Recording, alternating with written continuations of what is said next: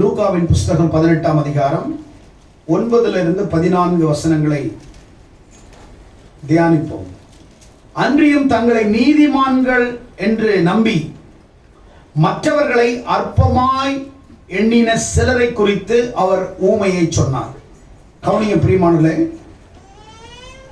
ஆண்டவராகிய இயேசு கிறிஸ்து நேரடியாக ஒரு ஊமை சொல்லுகிறார். உதாரணம், எடுத்துக்காட்டு சிலதை சொல்லி அவர் பிரசங்கிப்பது வழக்கம். பறவைகளை காட்சி சில பாடத்தை கற்றுக் கொடுப்பார். மனிதர்களை காண்பித்து சில பாடங்களை கற்றுக் கொடுப்பார். இயற்கைகளை பார்த்து சில பாடங்களை கற்றுக் கொடுப்பார். விதைகளை சொல்லி சில பாடங்களை கற்றுக் கொடுப்பார். இங்க மனிதனை பற்றி சொல்லி மனிதர்களுக்கு சில பாடத்தை கற்றுக் கொடுக்க விரும்புகிறார். அன்றியும் தங்களை நீதிமான்கள் என்று நம்பி மற்றவர்களை அற்பமாய் எண்ணின சிலரை குறித்து அவர் ஊமையை சொன்னார். 2 மனுஷர் ஜெபம் பண்ணும்படி தேவாலயத்துக்கு போனார்கள். ஒருவன் பரிசேயன், மற்றவன் ஆயக்காரன். 2 பேரு இங்க தேவாலயத்துக்கு போறாங்க ஆண்டவரை ஆராதனை செய்ய. எதுக்கு ஆராதனை செய்யறதுக்கு சர்ச்சில் ஜனங்க வர்றாங்க? 2 பேரும் தேவாலயத்துக்கு போறாங்க. ஒருத்தனுடைய பெயர் பரிசேயன், இன்னொரு பெயர் ஆயக்காரன். இந்த பரிசேயன் என்றால் அன்றைக்கு யூதர்களுக்குள்ளே சில பிரிவுகள், குழுக்களாக சில பிரிவாக அவர்கள் இருப்பார்கள். பரிசேயர்கள் 3 பிரிவு இருந்துச்சு. இயேசு வாழ்ந்த நாட்கள்ல 3 விதமான பிரிவுகள் இருந்தது. ஒன்று பரிசேயர், இன்னொன்று சதுசேயர்கள், 3வது ஆயக்காரர்கள். இந்த பரிசேயர்கள் ரொம்ப ஐதீகமானவர்கள், ரொம்ப பாரம்பரியங்களை கடைபிடிக்கக்கூடியவர்கள். சிலது அவங்களுக்குன்னு சில கொள்கைகளையும் கோட்பாடுகளையும் தாங்களாகவே உருவாக்கி தீர்மானித்து சில கொள்கை கோட்பாடுகளை அதையே அவர்கள் பின்பற்றக்கூடியவர்கள். இங்க ஆண்டவர் சொல்ற ஒரு காரியம் என்னன்னா, சிலர் தங்களை நீதிமான்கள் என்று எண்ணி சிலரை அற்பமாய் எண்ணுகிறவர்களை குறித்து ஒரு ஊமையை சொன்னார். அநேகர் நினைச்சுக்கிறாங்க, நான் பெரிய நீதிமான் என்று நினைத்துக் கொள்ளுகிறார்கள். நான் ஒரு பெரிய பரிசுத்தவான் என்று நினைத்துக் கொள்ளுகிறார்கள். அதற்கு சில சிம்டம்ஸ், சில கொள்கைகள், கோட்பாடுகளை வகித்துக் கொள்வார்கள். தங்களுக்கு என்ற ஆடை இப்படிதான் இருக்க வேண்டும், தங்களுடைய பழக்க வழக்கங்கள் இப்படிதான் இருக்க வேண்டும் என்று ஒரு மனுஷிக சில திட்டங்களை அவர்கள் வகுத்துக் கொள்கிறார்கள். ஆனால் ஏசப்பா எது சொன்னாலும் ரொம்ப ஞானமாக அவருடைய உரைகள், இயேசு கற்றுக் கொடுத்த பாடங்கள், இயேசு கிறிஸ்து இந்த இடத்துல டைரக்டாக ஊமைகளை குறித்து விவரித்து சொல்லுகிறார். அப்ப ஏசப்பா ஒரு காரியத்தை சொல்றாருன்னா அந்த இடத்துல நின்று உற்று கூர்ந்து கவனிக்க வேண்டிய ஒரு கட்டாயத்தில் நாம் இருக்கிறோம். அப்ப 2 பேர் தேவாலயத்துக்கு போறாங்க. ஒருத்தனுடைய பெயர் பரிசேயன், இன்னொரு பெயர் ஆயக்காரன். ஃபர்ஸ்ட் பரிசேயன் தேவாலயத்துக்குள்ள போய் அங்க ஆண்டவரை நோக்கி ஜெபம் பண்ற. பரிசேயன் நின்று, தேவனே, நான் பரிகாரர், அநியாயக்காரர், விபச்சாரக்காரர் ஆகிய மற்ற மனுஷனை போல இந்த ஆயக்காரனை போல இராததினாலே உம்மை ஸ்தோத்திரிக்கிறேன்.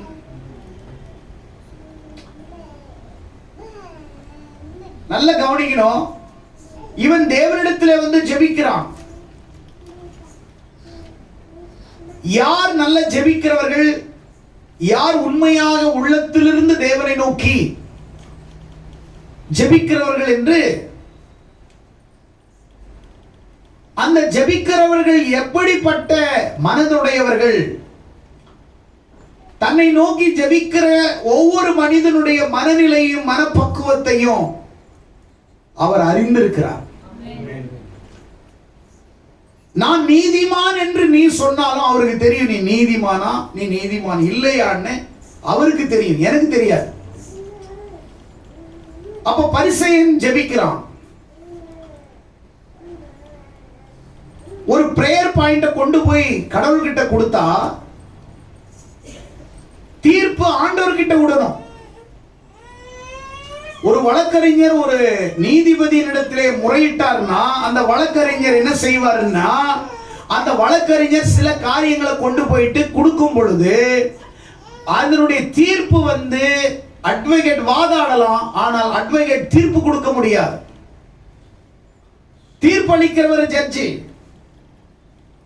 இப்ப இவர் ஒரு பிரேயர் பாயிண்ட கொண்டு போய் ஆண்டவர் கருத்துல கொடுக்கிறார். அந்த ஜெபத்தை கேட்கக்கூடிய நியாயாதிபதி ஆண்டவராகிய இயேசு கிறிஸ்து. இவன் போய் ஜெபிக்கிறான். ஆண்டவரே, நான் பரிகாரர் இல்ல, நான் அநியாயக்காரன் இல்ல, நான் விபச்சாரக்காரனும் இல்ல. அதோட ஜெபம் பண்ணி முடிச்சிருந்தா பரவாயில்ல. பக்கத்துல ஒருத்தர் ஆயக்காரன், வரி வசூல் செய்யக்கூடிய ஒரு டாக்ஸ் கலெக்டர் பக்கத்துல அவரும் ஜெபம் பண்ணிக்கிட்டு இருக்கிறாரு. அவர் ஆண்டவர் நோக்கி ஜெபிச்சுக்கிட்டு இருக்கிறாரு.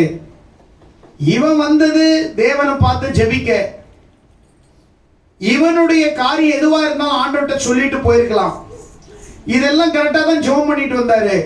டக்குன்னு அவரை சொல்றாரு, இதோ இங்க இருக்கிற ஆயக்காரனை போல நான் என்ன இல்ல, ஆயக்காரனை போல நான் இல்ல.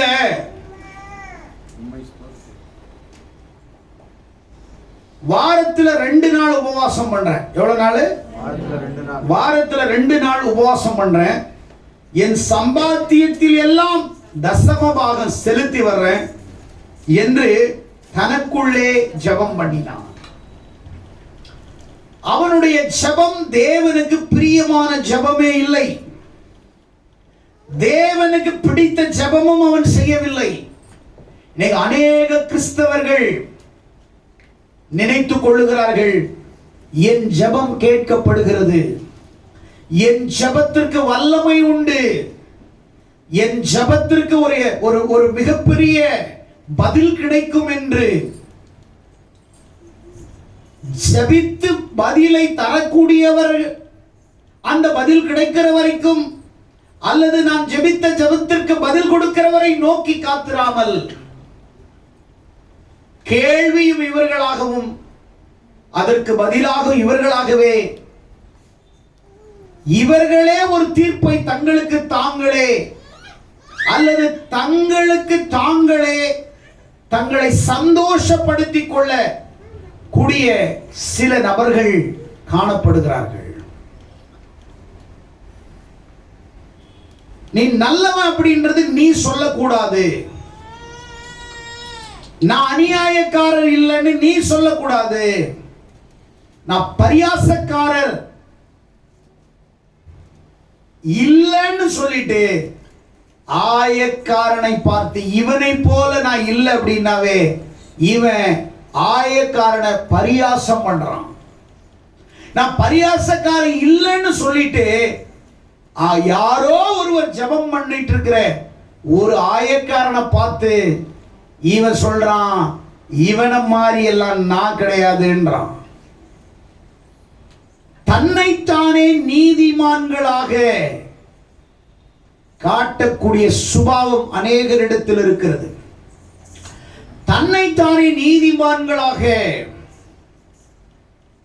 நான் ரொம்ப ஜெபிக்கிறவன் தெரியுமா, நான் ரொம்ப ஆண்டவரை தேடுறவன் தெரியுமா, நான் இல்லைன்னா இந்த ஊழியமே இல்லை தெரியுமா, நான் கொடுக்கிற தசம்பாகத்துல தான் இந்த சபையே நடக்குது உனக்கு தெரியுமா, நான் போடுற காணிக்கையில தான் இவர் வாழ்றாரு தெரியுமா உனக்கு அப்படின்னு சபைக்குள்ள வந்து மனம் திரும்பிட்டேன்னு சொன்ன, மனம் திரும்பிட்டேன்னு சொல்லி சபைக்குள்ள அமர்ந்திருக்கிறவர்களை இன்னும் மனம் திரும்பாத மனநிலையிலே அநேகர் வாழ்ந்து கொண்டிருக்கிறார்கள்.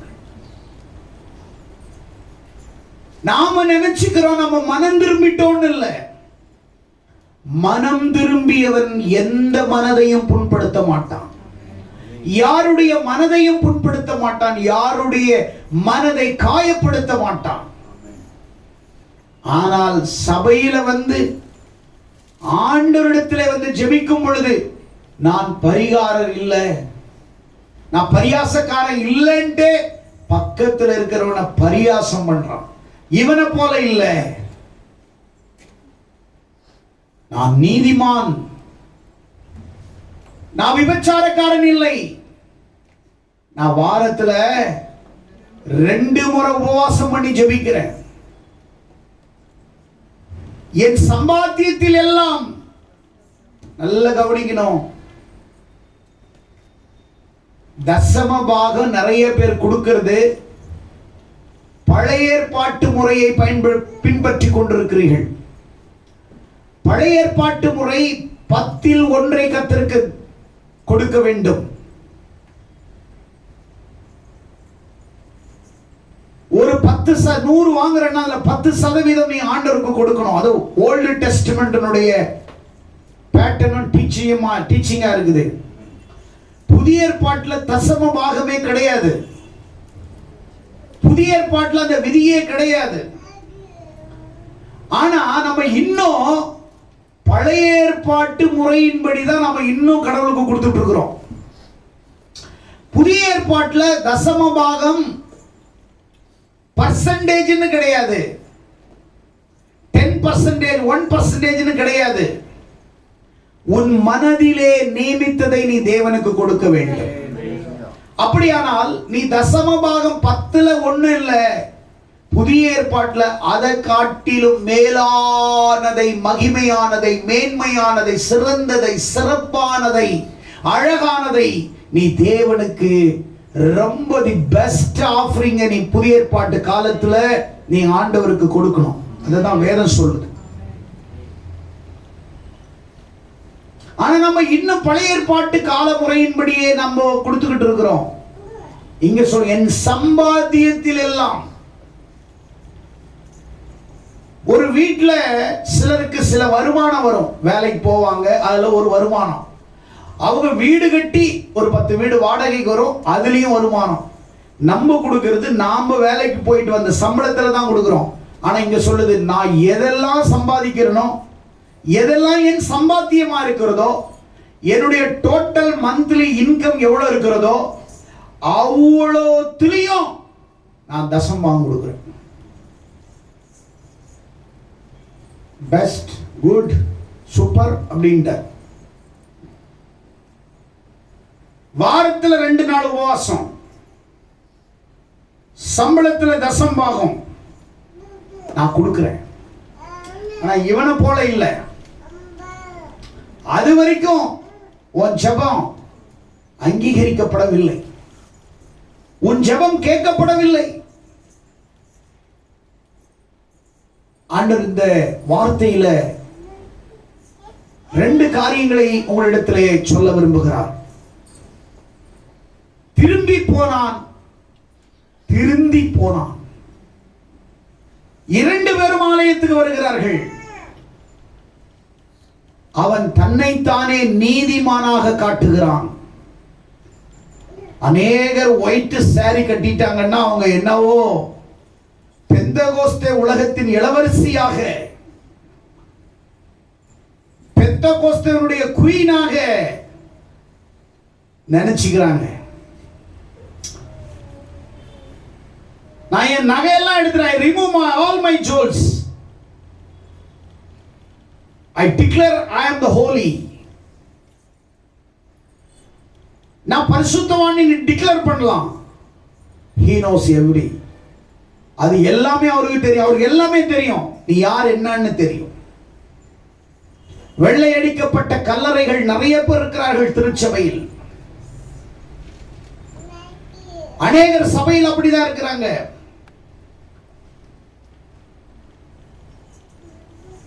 உன்னை நீயே நீதிமானாக மாற்றுவதற்கு தேவன் உன்னை அழைக்கவில்லை. நீயே டிக்ளரேஷன் பண்ணக்கூடாது, ஐ அம் a righteous person, I am a holy person.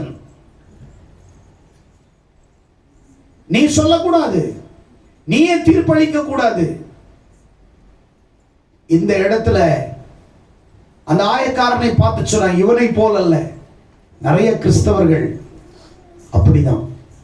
நான் அவர் மாதிரி இல்ல பிரதர், நான் அவர் மாதிரி இல்ல பிரதர். வேதத்தை படித்து ஜெபித்து ஆலயத்துக்கு வந்து லட்சக்கணக்கான செய்திகளை கேட்டு நீ இன்றும் உன் வாழ்க்கையிலே பிறரை குற்றப்படுத்துகிற ஆவியினாலே நீ ஆட்கொள்ளப்பட்டு கொண்டிருக்கிறாய். பிறரை குற்றப்படுத்துகிற ஆவியினாலே நீ ஆளுகை செய்து கொண்டிருக்கிறாய். அந்த குற்றப்படுத்துகிற ஆவி உன்னை ஆளுகை செய்கிறது. சபைக்கு வர்ற பிறரை பார்த்து பொறாமைப்படுற பொறாமையின் ஆவி உன்னை ஆளுகை செய்து கொண்டிருக்கிறது. சபைக்கு வர்ற மற்றவங்களை தூற்றி திரிகிற உனக்குள்ளே பொல்லாத ஆவி உன்னை பிடித்திருக்கிறது. சபைக்கு வர்ற ஆனா பிறரை குறித்து நீ பொய்யான தகவல்களை நீ அறிவித்துக் கொண்டிருக்கிறாய். நீ பார்க்கல, உன் கண்ணால பார்க்கல, ஆனாலும் நீ சொல்ற, நீ பிறரை குறித்து தீர்ப்பளித்துக் கொண்டிருக்கிறாய். அவள் இப்படி, அவன் அப்படி, இவன் இப்படி, நீ யோக்கியமா இருக்கிற மாதிரி. உண்மையான நீதிமான் பாவியை கூட குற்றவாளி என்று சொல்ல மாட்டான். ஏன்னா அது அவனுடைய வேலை அல்ல. ஏனென்றால் அவனும் ஒரு காலத்தில் பாவியாய் இருந்தவன் தான். அவனை தம்முடைய இரத்தத்தினாலே தேவன் அவனை நீதிமானாய் மாற்றி இருக்கிறார். ஆகையாலே நீதிமான், உண்மையாக ரட்சிக்கப்பட்டவன் இன்னொருவனை குற்றவாளியாக தீர்க்க முடியாது, தீர்க்க மாட்டான். ஆனால் நீங்கள் தீர்ப்பளிக்கிறீர்களே, குற்றப்படுத்துகிறீர்களே, குறை சொல்லுகிறீர்களே, பிறரை குழப்புகிறீர்களே. இவன் பரிசேயன் அப்படிதான் செய்தான். அந்த ஜெபம் தேவனுக்கு விருப்பமில்லாத ஜெபம், அந்த ஜெபம் தேவனுக்கு பிரியமில்லாத ஜெபம். ஆலயத்துக்கு வர்றவங்க எல்லாருமே நீதிமான்கள் அல்ல. ஆலயத்தில் வந்து பிரசங்கம் கேட்கிறவங்க எல்லாருமே பரிசுத்தவான்களும் அல்ல. ஆலயத்துக்கு வராத அத்தனை பேரும் பாவிகளும் இல்லை. தீர்ப்பளிப்பது உன் வேலை அல்ல, தீர்ப்பளிப்பது அவருடைய வேலை. பரிசேயன் சொல்லுகிறான், இவனை போல நான் அல்ல. Don't compare others. யாரையும் நீங்க கம்பேர் பண்ண கூடாது. உன்னுடைய அழைப்பு வேற, அவங்களுடைய அழைப்பு வேற. உன் சுபாவம் வேற, அவனுடைய சுபாவம் வேற. உன்னை தீர்ப்பளிக்கிறதுக்கு உன்னை ஆண்டவர் அழைக்கல. நீங்கள் யாரை எந்த அளவில் தீர்ப்பளிக்கிறீர்களோ, நீங்கள் அழைக்கிறீர்களோ, கர்த்தரும் உங்களுக்கு அதே மாதிரி அளப்பாரு. இனி நீ தீர்ப்பு கொடுக்கிற, நாளை அவர் மொத்த பேருக்கும் சேர்த்து தீர்ப்பு கொடுக்கிறது வரப்போறார். உலகத்தில் இருக்கிற அத்தனை பேருக்கும் தீர்ப்பு கொடுக்க அவர் வரப்போகிறார். ராஜாதி ராஜனாய் வரப்போகிறார், நியாயாதிபதியாய் வரப்போகிறார். நீதியும் நியாயமும் அவருடைய நீதியின் செங்கோலாய் இருக்கிறது, ஆட்சியின் செங்கோலாய் இருக்கிறது, அவருடைய சிங்காசனத்தின் ஆதாரமாய் இருக்கிறது. பரிசேயன் வந்து சொல்றான், இவனை போல அவன் தன்னைத்தானே நான் நீதிமான் என்று காட்டுகிறான். நான் ஜெபிக்கிறவன், நான் வேதம் வாசிக்கிறவன், நான் சபையில நல்ல விசுவாசி, நான் கர்த்தருக்கு காணிக்கை கொடுக்கிறேன்றது நீ சொல்லிட்டாவே உங்களுள்ள கர்த்தர் இல்லை. நான் தசமாம் கொடுக்கிறேன், நான் இல்லாட்டினா சர்ச்சை இல்லை, நான் இல்லாட்டினா அது இல்லை, இது இல்லைன்னு உன் மனதிலே நீ நினைத்தாலே தேவனுடைய பார்வையிலே நீ அற்பமானவன். யார் நீனு? அற்பமானவன். பரிசேயன் மற்றவனை அற்பமாய் எண்ணினான். ஆனா அற்பமாய் எண்ணினவன் நீதிமானாய் போனான், நீதிமானாய் தனக்குத்தானே எண்ணினவனை ஆண்டவர் அற்பமாய் நினைத்தார். நான் இல்லை அப்படின்னா இது நடக்காது. இன்றைக்கு வரைக்கும் இந்த ஊழியத்தை பல ஆண்டுகள் செய்து கொண்டிருக்கிறேன். நான் இல்லைன்னா சர்ச்சை இல்லைன்னு நாங்க சொன்னதே கிடையாது. ஒவ்வொரு ஆத்துமாக்களை எவ்வளவு கஷ்டப்பட்டு சம்பாதித்து எங்களுக்கு தெரியும். அதுக்காக பட்ட கஷ்டம், கர்ப்ப வேதனை, அவமான நிந்தை, நிபச்சொற்கள் எவ்வளவுன்னு எங்களுக்கு தெரியும். மைனஸ் பேசினா அடிக்கிட்டே போலாம், பிளஸ் கம்மி தான், மைனஸ் தான் அதிகம். ஆனால் தேவனுடைய வார்த்தை நமக்குள் இருந்தால் லட்சக்கணக்கான மைனஸ் ஃபைல்ஸ் எல்லாம் ஒரே பிளஸ் ஃபைலால கம்ப்ளீட்டா க்ளோஸ் ஆக்கப்படும். அதைதான் ஆண்டவர். ஆயக்காரன் சொல்லுகிறான், என்ன ஜெபிக்கிறான்? ஆயக்காரன் தூரத்தில் நின்று, ஆலயத்தில் வந்தானோ இல்லையோ, தூரத்தில் நின்று தன் கண்களை வானத்துக்கு நேராக ஏறெடுத்தான். இவன் ஆண்டவருடைய பிள்ளை இல்ல. இவன் பெரிய நீதிமான் என்று நான் சொல்லல. பரிசேயன் மாதிரி தசம்பாங்க, உபவாசம், ஜெபம் அதெல்லாம் இவர்கிட்ட கிடையாதுதான். தூரத்தில் நின்று தன் கண்களை வானத்துக்கு ஏறெடுத்து சிங்காசனத்தில் வீற்றிருக்கக்கூடிய தேவனை தன் கண்கள் அந்த ராஜாவை நோக்கி, அந்த தேவனை நோக்கி தன் கண்களை ஏறெடுத்தான். Prayer is to heart. இருதயமும் ஒத்து போவதுதான் பிரேயர், ஜெபம். நீயும் தேவனும், உன் ஜெபமும் தேவனும், நீயும் உன் ஜெபத்தின் மூலமாக டச் ஆகும் பொழுது, இணையப்படும் பொழுது, மாயமில்லாத பிரேயர். உன்னுடைய ஜெபம் பரிசுத்தமாக, உன் ஜெபம் தேவனுக்கு பிரியமாக. நீ யாரா இருந்தாலும், நீ பாவியா இருக்கலாம், நீ நீதிமானா இருக்கலாம், பரிசுத்தவானா இருக்கலாம், நீயாகவே தேவனிடத்திலே உன்னை நீ யார் என்பது அடையாளம் காட்டு. நான் பாவி என்றால் நான் பாவி என்றே சொல்.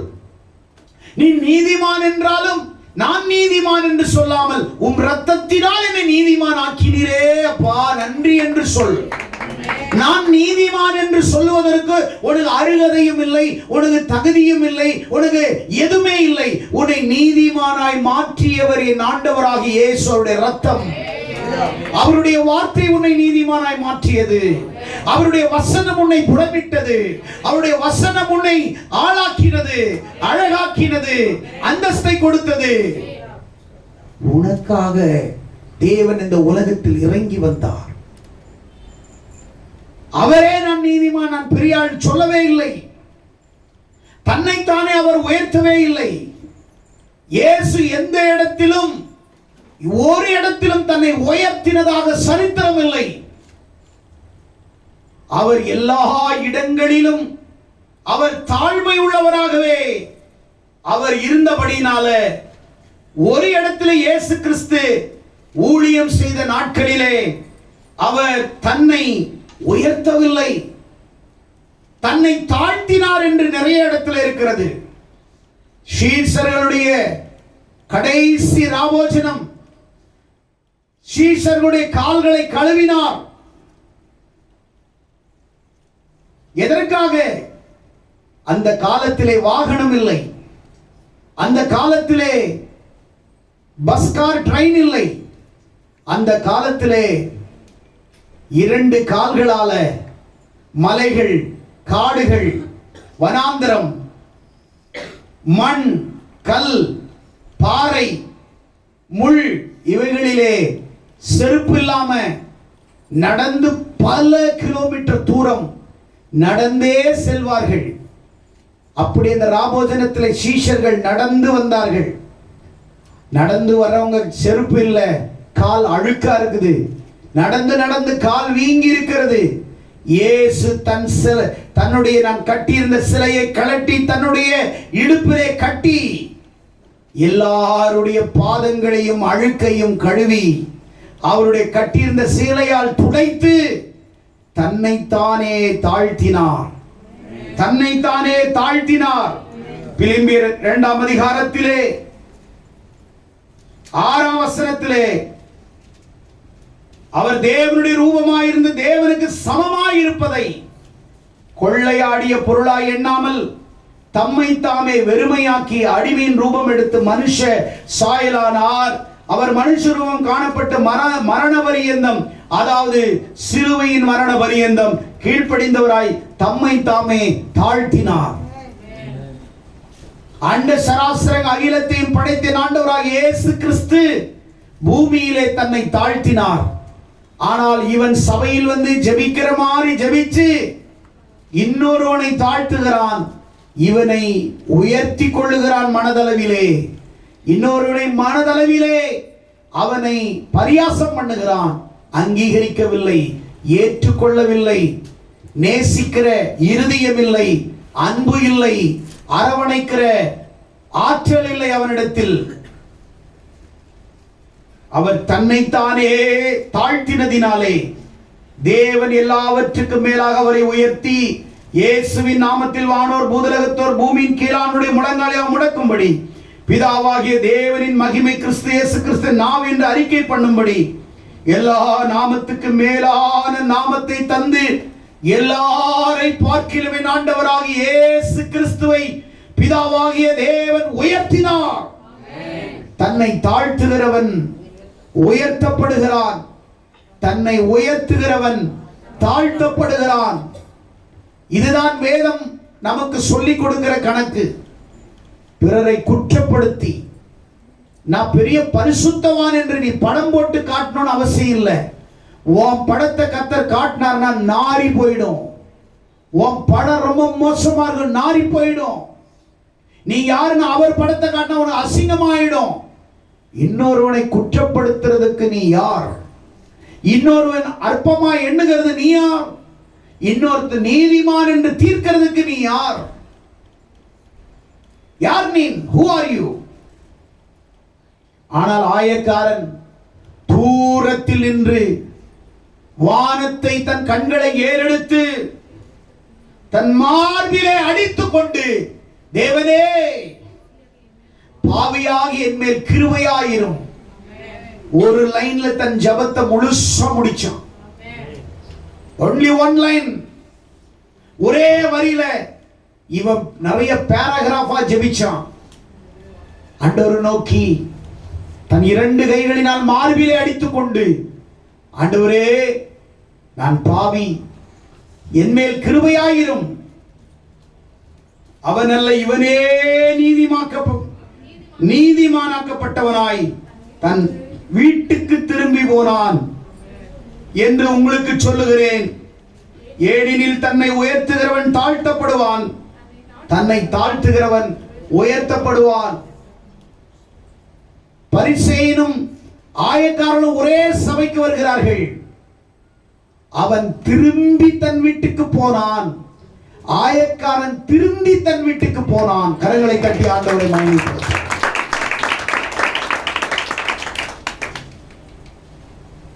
நீ எப்போ உன்னை மாற்றிக் கொள்ளுகிறையோ, அவன் காலி வந்து பல பல பல பலன்னு கொட்டிட்டு போயிட்டான். இவன் தன் மார்பிலே அடிக்கும் பொழுது பரிசேயனுக்கு அது அற்பமாய் இருந்திருக்கிறது. பாவி என்று கன்ஃபியூஷன் பண்ணும் பொழுது அவனுக்கு அது அற்பமாய் எண்ணப்பட்டிருக்கிறது. ஆயக்காரர்கள்லாம் அநியாய வட்டி வாங்குறாங்கன்னு நினைச்சிருந்தான். ஆனா அவன் சொல்லிட்டான் ஒரே வரியில, நான் பாவி, என் மேல் கிருபையாயிரும். உன்னை பரிசுத்தவானாக உன்னை காட்டிக்கொள்ள முற்படாதே, முயற்சி செய்யாதே. நான் பெரிய ஜெப வீராங்கனை என்று உன் ஜெபத்தினாலே பெரிய மார்பு தட்டிக் கொள்ளாதே. உன் ஆடை ஆபரணங்களை கலட்டி உன்னை பரிசுத்தவாட்டியாக உன்னை காட்டிக் கொள்ளாதே. உன் நடை முக்கியம், உன் பேச்சு முக்கியம், உன் குணம் முக்கியம். குணத்தில் தான் பிரியப்படுகிறார்கள். உன் ஆடை ஆபரணங்கள் யாரையும் ரட்சிக்காது. உன் மனம் எப்படி இருக்கிறதோ அப்படி உன் வாழ்க்கை அமையும். உன் மனம் எப்படி வாழ, நீ மனம் எப்படி இருக்க அப்படி உன் வாழ்க்கை அமையும். பரிசேயன் தன் வீட்டுக்கு அவன் திரும்பி போனான். ரட்சிக்கப்பட்டவனாய் அல்ல, நீதிமானாய் அல்ல, அவன் திரும்பி போனான். ஆனால் ஆயக்காரன் தன் வீட்டுக்கு திரும்பி போனான், மனம் திரும்பி போனான். சபைக்கு வரக்கூடிய நீங்கள் ஒரு பிரசங்கத்தை கேட்டு நீங்க அப்படியே உங்க வீட்டுக்கு நீங்கள் ஒவ்வொரு வாரமும் நீங்க எம்டி வெசல், காலியான பாத்திரமாய் நீங்கள் திரும்பி போகிறீர்களா? வெறும் பிரசங்கத்தை கேட்டு காலியான பாத்திரமாய் உங்கள் வீட்டுக்கு நீங்கள் திரும்பி போகிறீர்களா? நீங்கள் ஆராதித்து உங்கள் வாழ்க்கைக்கும் ஆராதனைக்கும் சம்பந்தமே இல்லாமல் நீங்கள் திரும்பி போகிறீர்களா? இல்லை, இன்றைக்கு பிரசங்கம் என் மனதை உடைத்தது, என் உள்ளம் மாறினது, என் மனம் மாறியது, என் இருதயம் மாறியது, என் வாழ்க்கை மாறுகிறது. ஒவ்வொரு முறை காலியான பாத்திரமாய் நீ போகிறாயா? இல்லை, தேவ வார்த்தையினாலே ரட்சிக்கப்பட்டு மனம் திரும்பி ஆயக்காரனை போல நீதிமானாக ஒவ்வொரு முறையும் நீ சபையை விட்டு வீட்டுக்கு போகும் பொழுது ஒரு நிறைவான பாத்திரமாக, ஒரு நிறைவான வாழ்க்கை வாழக்கூடிய தகுதியுடையவனாக நீ போகும் பொழுதுதான் ஆண்டவர் உன் மூலம் மகிமைப்படுவார், உன்னை கொண்டு மகிமைப்படுவார், உன் மூலம் தேசத்திற்கு மகிமைப்படுவார். கரங்களை தட்டி ஆண்டவர் மகிமைப்படுத்துவார். அப்படியானால் பரிசேயன் திரும்பி தன் வீட்டுக்கு போனான், மாற்றம் இல்லாமல் போனான், ஏமாற்றமாய் போனான், ஏமாற்றமாய் வந்தான், மாற்றத்தோடு திரும்பி போனான். அவன் திரும்பி போகவில்லை, திரும்பி போனான். இவன் திரும்பி போகவில்லை, திரும்பி போனான். ஒருவன் திரும்பி போகிறான், ஒருவன் திரும்பி போகிறான். திரும்பி போவதுதான் வாழ்க்கை, திரும்பி போவது வாழ்க்கை அல்ல. எல்லா பிணங்களும் ஒரே சுடுகாடை நோக்கி பயணிக்கிறது. இன்றைக்கு அமர்ந்து கொண்டிருக்கிற நாம் எல்லாரும் ஒரு காலத்தில் சுடுகாடை நாம் சந்தித்தே ஆக வேண்டும். மாயான பூமியை நீ விரும்பினாலும் விரும்பலனாலும் மாயான பூமி நீ சென்றடையவே ஆக வேண்டும். ஆனால் நீ மாயான பூமிக்கு திரும்பி போகும் பொழுது நீ ஒரு உலகத்தானாக, ஒரு எம்டி வெஷலாக போகாமல் நீ புதைக்கப்படுவதற்காக போகவில்லை, நீ விதைக்கப்படுவதற்காக உன்னை கொண்டு போய் வைக்கிறார். ஒரு நாள் அவருடைய மகிமை, அவருடைய வருகையிலே விதைத்த உன் விதை முளைத்து ஒரு பெரிய மகிமையின் சாயலை நீ அடைந்து ஒரு நொடி பொழுதிலே மறுரூபத்தின் மேல் மறுரூபம் அடைந்து நீ மகிமையில் பிரவேசிக்கக்கூடிய அந்த பாக்கியத்தை நீ அடையும்படி ஆண்டவர் உனக்கு உதவி செய்வார். பரிசேயன் யார், ஆயக்காரன் யார்? ரெண்டு பேருமே ஆலயத்துக்கு போறாங்க. ஒருவன் தன்னைத்தானே நீதிமானாய் எண்ணுகிறான், மற்றவனை அற்பமாய் எண்ணுகிறான். உன்னுடைய மனம் ஒருவனை ஏற்றுக்கொள்ளவில்லை என்றால் தேவனின் பார்வையிலே நீ அற்பமானவன். உன்னால் யார் அசிங்கப்படுகிறார்களோ தேவனின் பார்வையிலே அவர்கள் விலையேற பெற்றவர்கள். நீ மனுஷனதான் மனதளவில் நீ அற்பமானவ, ஆனால் அந்த மனுஷனை படைத்தேன் ஆண்டவர் அற்பமாய் எண்ணினவனை நீதிமானாய் மாற்றுவார், ஊழியக்காரனாய் மாற்றுவார், தொழிலதிபராய் மாற்றுவார், தேசத்தின் தலைவனாய் மாற்றுவார், ஒரு ஆசிரியராய் மாற்றுவார், ஒரு ஆராதனை வீரனாய் மாற்றுவார். அற்பமாய் எண்ணப்பட்டவர்கள் ஆண்டவர் மகிமையின் பாத்திரமாய் மாற்றுவார். வீடு கட்டுகிறவர்கள் ஆகாதென்று சொல்லிய கல்லே தலைக்கு மூலைக்கல்லாயிற்று.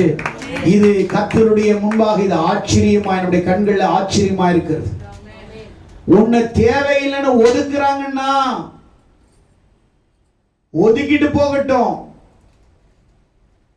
வீட்டின் மூலைக்கல்லாக கார்னர் ஸ்டோனா உன்னை கர்த்தர் வைக்க போகிறார். நீ ஒரு கார்னர் ஸ்டோனா நீ இருக்க போற. நடுவுல இருக்கிற செவரை வந்து ஈஸியா உடைக்கலாம். கார்னர் பில்லர் அவ்வளவு சீக்கிரமா உடைக்க முடியாது. கார்னர் பில்லர் தான் 4 பில்லர், 4 கார்னர் கல்லு தான் முழு வீட்டையும் ஸ்ட்ராங்கா தாங்கி பிடிச்சிருக்கும். உன்னை தள்ளுறாங்களா, ஒதுக்குறாங்களா, தூக்கி எரிச்சிட்டாங்களா, தப்பு தப்பா சொல்றாங்களா, இதற்கு எல்லாமே சேர்த்து ஆண்டவருக்கு அவங்க கணக்கு கொடுத்தே ஆக வேண்டும். நிச்சயம் கொடுத்தே ஆக வேண்டும். எனக்கு விரோதமாக எத்தனையோ சத்துருக்கள் எனக்கு விரோதமாக எழும்பினாலும் அவர்களைப் போல அசிங்கமான ஒரு மனம், அவர்களைப் போல தூற்றி திரிகிற ஒரு வாய், அவர்களைப் போல நன்றி கட்டவர்கள் போல இந்த ஜான்சன் எங்குமே கிடையாது. தூற்றி திரிகிறவர்கள், தவறாக பேசுகிறவர்கள் யாராயிருந்தாலும் பரவாயில்லை, அவர்கள் நம்மை குறித்து பேசுகிறார்கள் என்று நீங்கள் பேச வேண்டாம். நீங்க வாயை மூடிட்டுருங்க, அவர் வாயை திறந்து தீர்ப்பு கொடுப்பார். நீ வாயை மூடு, அவர் வாயை திறப்பார். நீ வாயை திறந்து நீ பேசினா அவர் வாயை மூடிக்குவார். நீ அமைதியாரு, அவர் பேசுவார். காலம் வரும், அன்றைக்கு பதில், அன்றைக்கு தீர்ப்பை நாம் பார்ப்போம். நாட்கள் வரும், அதுவரைக்கும் தேவன் நமக்கு கொடுக்கப்பட்ட ஊழியத்தை நாம் உற்சாகமாய் செய்ய வேண்டும். நன்றி உள்ள இருதயத்தோடு செய்ய வேண்டும். பரிசேயர்களைப் போல அல்ல. ஆயக்காரர்கள் நீதிமான்களாக்கப்பட்டு, ஆயக்காரன் நீதிமானாய் திரும்பி போனான். இந்த தீர்ப்பை நான் சொல்லவில்லை, இந்த தீர்ப்பை இயேசு வழங்கினார். இயேசு சொன்ன தீர்ப்பை கொஞ்சம் விவரித்து உங்களுக்கு நான் சொல்லி இருக்கிறேன். ஆகையால் பெரிய பரிசுத்தவாட்டி, பெரிய பரிசுத்தவானா நீ நடிக்காத. ஓவரா ஹோலி ஸ்பிரிட் வர்ற மாதிரி கத்தி கதறாத. நீங்க நல்ல சபைகள்ல பாருங்க, எவன் ஓவரா ஹோலி ஸ்பிரிட்ல குதி குதி குதின்னு குதிக்கிறானோ அது ஹோலி ஸ்பிரிட் இல்ல, அது போலி ஸ்பிரிட். அது பரிசுத்த ஆவி அல்ல, அது அசுத்த ஆவி. ஊழியக்காரனை காட்டிலும் தங்களை பரிசுத்தமாய் டான்ஸ் ஆடக்கூடாது. ஆவியானவர் கண்ட்ரோல் உள்ள ஆவியானவர். பரிசுத்த ஆவி வந்த உடனே நீ இருந்த இடத்துல அங்கும் இங்கும் இல்லாம அப்படியே நீ நிரம்பி உன் மகிமை டச் ஆகணும், உன் வல்லமை டச் ஆகணும், உன் வார்த்தை டச் ஆகணும். உன் மேல இருக்கிற அபிஷேகம் இன்னொருத்தனை தொட்டு அந்த அபிஷேகத்தினால அவன் அக்னியா மாறணுமே ஒழிய நீ போய் ஒவ்வொருத்தனையும் அபிஷேகம் அபிஷேகம்னு குதிச்சு குதிச்சு குதிச்சு அதே சாக்குல கட்டி பிடிக்கிறது அபிஷேகம் இல்லை. ஒருத்த மேல உளுந்து அவனை காயமாக்குறது அபிஷேகம் இல்லை.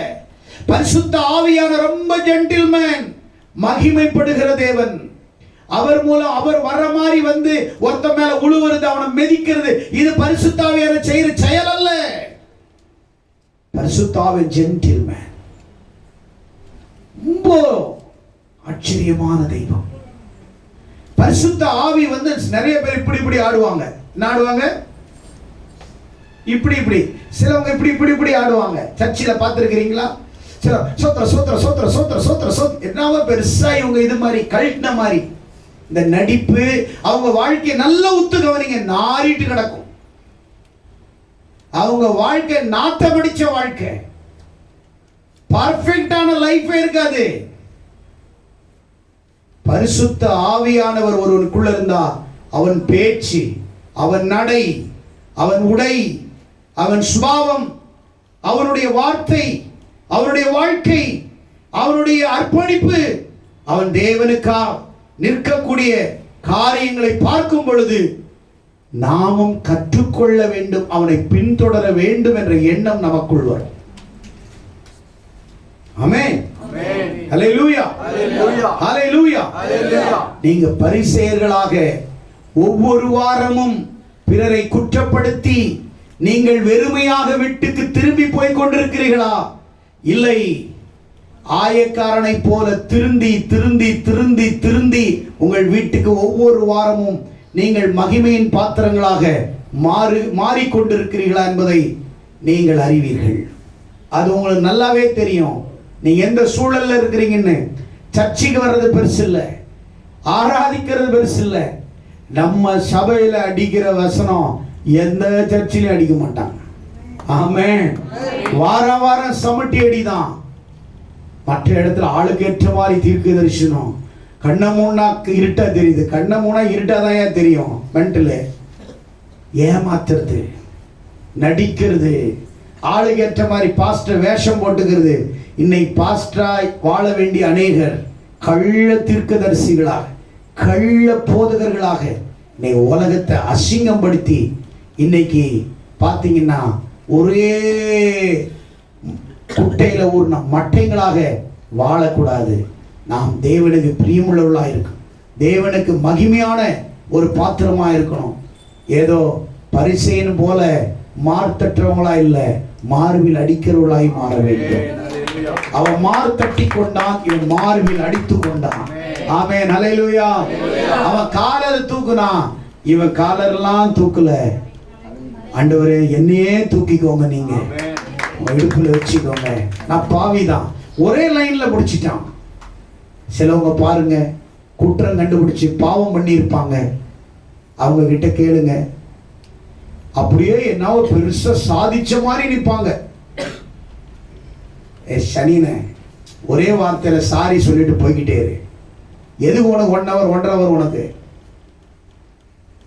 என்னை நீங்கள் கவனிப்பீர்களானால் ஒரு சிறிய குழந்தையை நான் தள்ளிட்டான், சாரி சாரி தம்பி.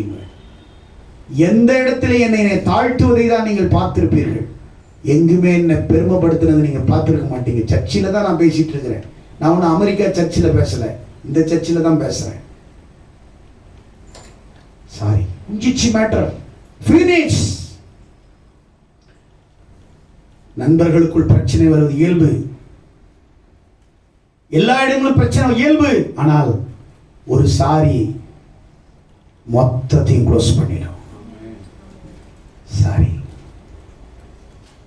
சரி அப்படின்னுவாங்க. நீ சாரி சொல்லாத வரைக்கும் நீ அது சரியே ஆகாது. சாரி என்ன சரி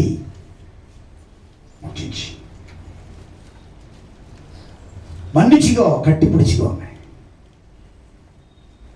இந்த தருதலை எங்களுக்கு புரிய மாட்டேங்குது. சனியை முடிச்சவங்களுக்கு புரிய மாட்டேங்குது. அவன் ஏன் காலில் விழுவணும், உங்க அப்பனே வந்தாலும் ஒரு நடக்காது. ஆமென். தப்பு பண்ணா சாரி. எதற்கு சாரி? தப்பு பண்ண உன்னை நீ தாழ்த்த ஆரம்பிக்கணும்.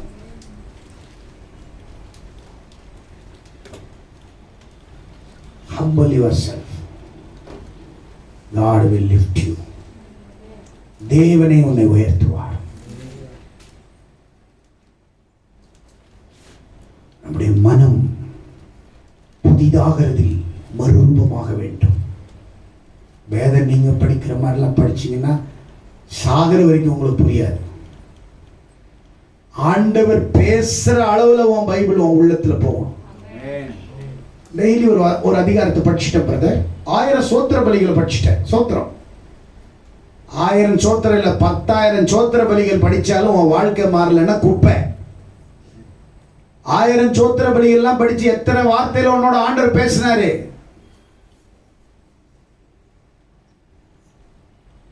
மாற்றம் இல்லை, மறுரூபம் இல்லை, மனம் திரும்புதல் இல்லை, மகிமையான காரியங்களை பார்க்க முடியாது.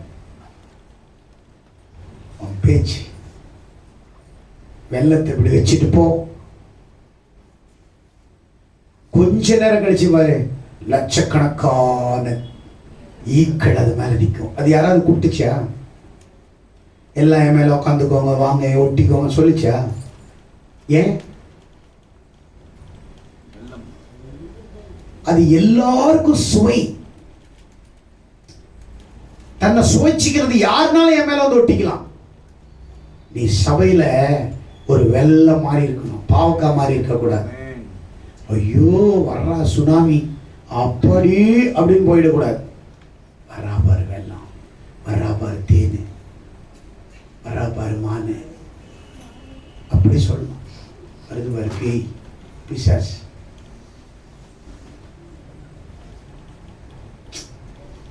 பொய்யான கிறிஸ்தவம், பொய்யான அபிஷேகம், மாய்மாலமான வாழ்க்கை.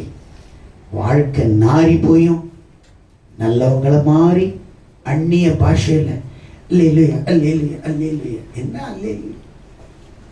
என்ன அபிஷேகம்? வாழ்க்கையே நாரி போய் கிடக்கு, உனக்கு என்ன அபிஷேகம்? அபிஷேகம் தான் உன் வாழ்க்கை அழகா இருந்திருக்கும், அழுக்கா இருக்காது. அழுக்கான வாழ்க்கையும் அழகா இருந்திருக்கும், ஜென்டில்